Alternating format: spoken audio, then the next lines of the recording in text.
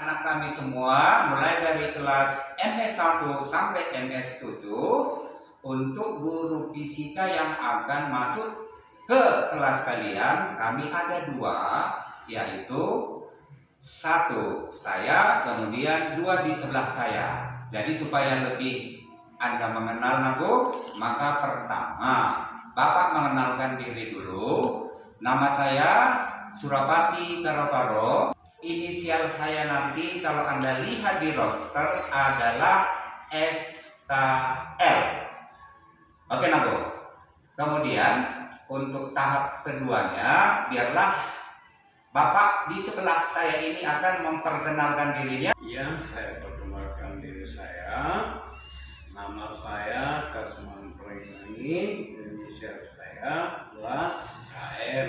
Oke, Nago. Jadi inilah perkenalan kita. Mudah-mudahan situasi yang berlangsung pada saat ini segera berakhir. Kita akan ketemu di kelas tatap muka dan bisa kita nanti berdiskusi lebih banyak tentang ilmu fisika ini. Semangat fisika! Ya, semangat fisika.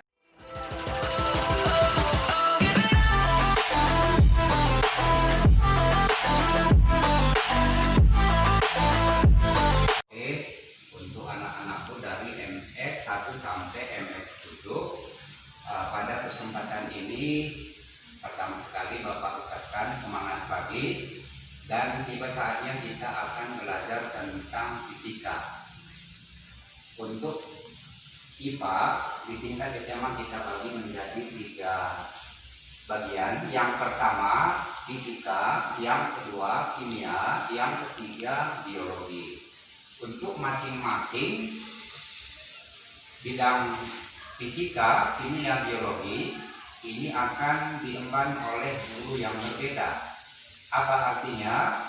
Ketika kita belajar fisika, berarti nanti untuk penilaian fisika itu akan diberikan oleh guru yang masuk di kelas masing-masing. Begitu juga untuk kimia dan biologi. Oke, kenapa kita harus belajar fisika? Anda sudah memilih jurusan IPA, harus kita pahami kenapa harus kita belajar fisika. Oke, di sini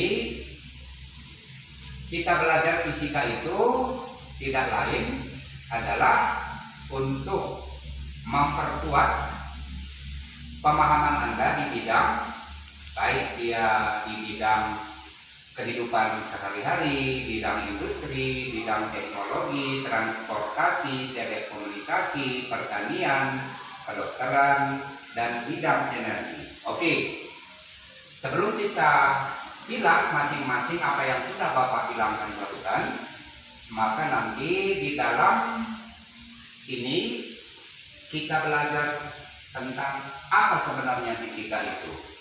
Oke, fisika itu tidak lain adalah cabang ilmu yang membahas tentang gejala-gejala alam yang bisa dilihat oleh mata secara langsung maupun yang tidak. Oke, itulah ilmu fisika tadi. Jadi kalau kita ingin tidak tertinggal dengan negara-negara lain, maka tugas kita, terlebih kalian sebagai generasi penerus bangsa, harus banyak belajar tentang fisika ini. Karena fisika itu adalah dasar kita untuk mempelajari segala sesuatu di bidang yang sudah Bapak jelaskan tadi, yaitu industri, teknologi, transportasi, dan sebagainya. Tapi sebelum ke sana, kita harus belajar fisika ini akan berhubungan dengan yang namanya eksperimen. Jadi sebelum kita membahas eksperimen, maka ada kita sebut di sini nanti apa yang namanya metode ilmiah. Di dalam metode ilmiah itu langkah-langkah yang harus kita tempuh nanti untuk membuat sebuah kesimpulan. Maka yang pertama, apa yang kita dapatkan itu hasilnya harus objektif. Yang kedua, metode. Yang ketiga, sistematik. Dan yang keempat, berlaku untuk umum. Oke, Kalau begitu Nabu, kita tadi sudah banyak membahas bagaimana itu peran fisika di dalam kehidupan kita. Maka ketika kita belajar fisika di tingkat SMA, maka fisika itu tadi sudah Bapak bilang, kita tidak bisa terlepas dari apa yang namanya bereksperimen. Berarti kalau kita nanti masuk ke dalam lab, maka ada beberapa di sini yang harus kita perhatikan. Ketika kita menuju ke lab, yang pertama dulu Bapak bilang sama kalian, kita nanti harus lebih awal menggunakan pakaian yang kita sebut seragam laboratorium. Berarti peserta-peserta yang masuk ke dalam lab itu sudah nanti semua menggunakan baju lab. Oke. Setelah kita memasuki lab, maka di sini sebelum Anda bekerja harus kita mengerti apa di situ yang harus kita perhatikan. Yang sudah Bapak sebutkan di sini yaitu keselamatan kerja di laboratorium. Oke, kalau kita masuk pada lab, pasti nanti di situ kita harus mengikuti bagaimana apa yang namanya kita sebut langkah-langkah kegiatan di dalam laboratorium. Oke. Supaya kita aman dalam bekerja di laboratorium, maka kita harus mengerti apa yang kita sebut di sini bahaya. Kalau kita berbicara bahaya, kita tidak mau kena di dalam kasus itu.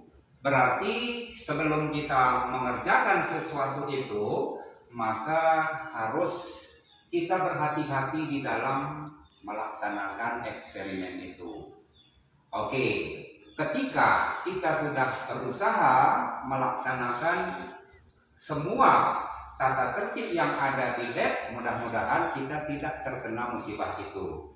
Tapi kadangkala kita udah bekerja dengan hati-hati, sering juga toh kita bisa tetap kena bahaya. Yang namanya manusia selalu ada di situ yang kita sebut namanya silap. Menurut kita sudah bekerja sesuai prosedur, tetapi kadang toh tetap ada bahaya itu sama kita.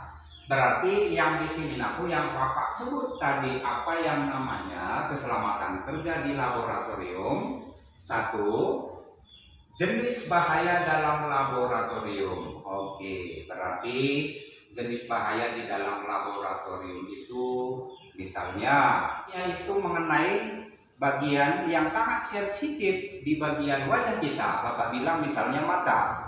Berarti mata kita ini pasti mengalami gangguan. Kita tidak ingin ada hal seperti itu. Itu satu contoh. Contoh yang kedua misalnya, ketika kita bekerja tidak benar, peralatan-peralatan yang sudah muncul di meja laboratorium, ketika tersenggol oleh tangan kita, berarti alat-alat itu pasti akan jatuh mengenai lantai, maka alat-alat itu bisa dalam hal ini pecah misalnya. Apa yang rugi? Diri kita sendiri dan sekolah juga rugi. Untuk menghindari hal seperti itu dari awal udah Bapak bilang tadi harus berhati-hati. Oke, yang kedua, ketika kita sudah terjerumus di dalam bahaya tadi, berarti harus kita mengerti bagaimana usaha kita untuk mencegah hal seperti itu. Berarti hal-hal seperti yang sudah Bapak jelaskan tadi, kalau sudah terjadi bahaya itu sama kita, maka harus kita mengerti bagaimana untuk mencegah hal tersebut. Jadi di dalam lab nanti pasti ada P3K. Jadi P3K itu tidak lain adalah salah satu usaha kita untuk mengemban supaya teman kita yang kena dalam musibah seketika itu juga bisa kita obati. Oke, yang ketiga aturan di dalam laboratorium, aturan-aturan yang sudah banyak nanti harus kita ikuti semua. Bagaimana maksudnya aku? Yang pertama, ketika kita sudah memasuki lab, kita harus duduk pada tempat yang sudah ditentukan oleh guru lab. Yang kedua, setelah kita sudah berhadapan dengan alat-alat, di depan kita perhatikan dulu secara seksama apakah alat itu memang sudah di situ semua atau belum. Yang ketiga, ketika ada alat yang menurut kalian itu adalah tidak sempurna, Anda bertanya pada guru, alat yang seperti ini Pak, apakah memang sudah bagus untuk kami pakai? Nah, itu misalnya. Atau mungkin yang berikutnya, Anda dihadapkan alat-alat lab di depan Anda. Jadi Bapak harap sama kalian ketika kita bekerja sesuai dengan aturan yang ada di lab, mudah-mudahan tidak terjadi yang kita sebut namanya bahaya. Itu dia. Oke. Setelah kita mengerti bagaimana keselamatan kerja di laboratorium, maka kita kembangkan lagi apa yang namanya kita sebut fisika tadi. Oke. Setelah kita amati di dalam kehidupan kita, maka ilmu fisika itu banyak sekali perannya dalam kehidupan kita. Di antaranya satu bidang industri. Ketika kita melihat industri-industri yang ada di berbagai negara, khususnya di Indonesia, atau bahkan ada mungkin tidak jauh di sekitar kita, maka industri itu akan bekerja, pasti dia menerapkan ilmu-ilmu fisika di situ. Yang kedua, bidang teknologi. Bidang teknologi juga tidak bisa terlepas dari peran fisika. Oke, kalau begitu yang berikutnya bidang transportasi. Yang dulunya orang menggunakan kuda sebagai alat transportasi, dengan kemajuan teknologi dibarengi dengan ilmu fisika, Anda perhatikan pada saat ini kita sudah bisa bergerak dengan lebih cepat menuju suatu tempat yang kita inginkan. Misalnya yang paling cepat pada saat itu adalah pesawat terbang. Bidang telekomunikasi. Oke, bidang telekomunikasi, mungkin anak-anak kami tidak sadar pada saat ini Anda sudah menggunakan bagian yang kita sebut bidang telekomunikasi. Ketika kita genggam HP kita mau menginginkan suara kita didengar oleh teman kita dalam waktu singkat, maka peran fisika sudah ada di situ. Itu di bagian telekomunikasi. Mungkin suara kita mau didengar oleh teman kita karena informasi yang mau kita sampaikan perlu cepat didengar dia, pasti melalui HP pada saat ini. Oke ya. Yang berikutnya lagi bidang pertanian. Bidang pertanian. Di bidang pertanian juga Nabu, banyak sekali peran fisika di sana. Yang kita maksud pada kesempatan ini, contoh bidang pertanian, misalnya penggunaan mulsa, alat-alat berat yang kalau kita perhatikan di luar negeri sana, untuk memanen padi tidak manual lagi dia buat, tapi langsung menggunakan alat-alat berat untuk mengambil hasil padi tersebut. Yang berikutnya lagi bidang kedokteran. Oke, untuk yang berikutnya lagi bidang energi. Di bidang energi ini yaitu untuk para generasi muda harus bisa menentukan bagaimana 25 tahun ke depan, 50 tahun ke depan, bagaimana harus bisa kita buat peran fisika di dalam bidang energi ini. Oke, contoh bagaimana yang Bapak maksud di bidang energi. Kita masih menggunakan PLTA. Dengan berkurangnya debit air yang pada saat ini kita ketahui, untuk 30 tahun ke depan PLTA mungkin tidak terharapkan lagi. Otomatis harus untuk generasi penerus berikutnya mencari energi yang terbarukan. Yang di situ asal mulanya kita harus banyak belajar apa yang namanya fisika tadi. Oke, kalau sudah dapat itu maka Untuk tahap pengembangan yang sudah Bapak bilang yaitu PLTU, pembangkit listrik tenaga uap. Oke, setelah itu apalagi yang harus nanti kita pikirkan? Karena kalau kita bertahan pada PLTU, mungkin 50 tahun ke depan tak mungkin lagi itu kita pakai untuk keperluan kehidupan kita. Mungkin nanti tugas kalian kalau bergerak di bidang fisika bisa kita manfaatkan nanti apa yang kita sebut namanya ya penggunaan sinar matahari. Penjelasan yang sudah Bapak buat tadi berarti untuk menyemangati kalian semua karena memang Anda udah masuk di dalam apa yang namanya fisika, maka Anda harus banyak belajar kalau kita ingin tidak tertinggal. Oke, jadi dengan kemajuan-kemajuan yang Anda capai nanti, berarti untuk generasi berikutnya pasti bisa menikmati apa yang Anda perjuangkan pada saat ini. Oke lah, Bro. Dengan penjelasan-penjelasan Bapak tadi, mudah-mudahan Anda bisa gemar belajar fisika. Setelah kita dapat apa yang namanya penjelasan dari Bapak di papan tadi, maka untuk tahap berikutnya kita akan kembali lagi masuk sedikit tentang apa yang namanya mengukur. Kalau kita nanti di dalam bab selanjutnya belajar fisika itu kita sebut nanti apa namanya besaran dan satuan. Oke, jadi dari yang udah Bapak jelaskan, maka apakah ada kalian yang belum paham?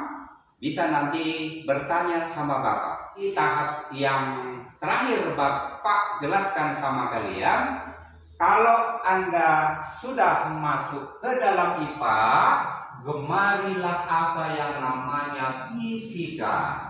Yang berikutnya ketika kita sudah gemar fisika, mudah-mudahan setiap topik yang akan Bapak jelaskan dari depan bisa Anda pahami secara seksama.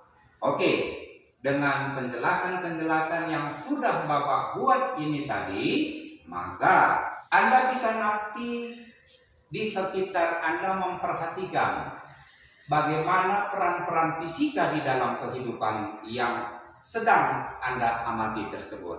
Karena sudah Bapak arahkan dari kelas tadi, peran fisika di dalam kehidupan kita itu banyak sekali. Jadi penjelasan yang sudah Bapak buat di depan bisa langsung Anda amati di kehidupan kalian masing-masing. Maka apa-apa saja yang kita lakukan di dalam kehidupan kita tidak bisa terlepas dari fisika. Apapun kegiatan kita di dalam kehidupan kita selalu ada ilmu fisikanya di situ. Oke lah, kalau ada kegiatan-kegiatan yang udah Anda lakukan selalu di dalamnya ada ilmu fisika, berarti Anda sudah mulai memiliki wawasan yang lebih luas. Aku kan jurusan IPA sekarang. Penjelasan sudah kuterima dari guru di depan. Dari penjelasan itu aku akan berusaha mencari ilmu fisika itu menjadi pengetahuan yang lebih luas. Begitulah Anda buat di dalam benak Anda masing-masing. Untuk mengakhiri pelajaran ini, maka Bapak ucapkan kembali sama Anda, semangat fisika.